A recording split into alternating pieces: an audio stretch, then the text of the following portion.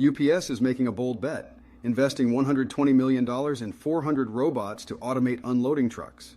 This is part of a massive $9 billion automation push aimed at slashing labor costs and improving profit margins by 2028. It's one of the most significant industrial robotic adoptions in logistics history, showing how robotics is transforming supply chains at scale. That was your AI News Short with Jerome W. DeWald.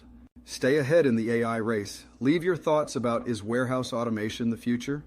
In the comments, give this video a like, swipe up for the next short, and hit subscribe so you don't miss tomorrow's AI News Short.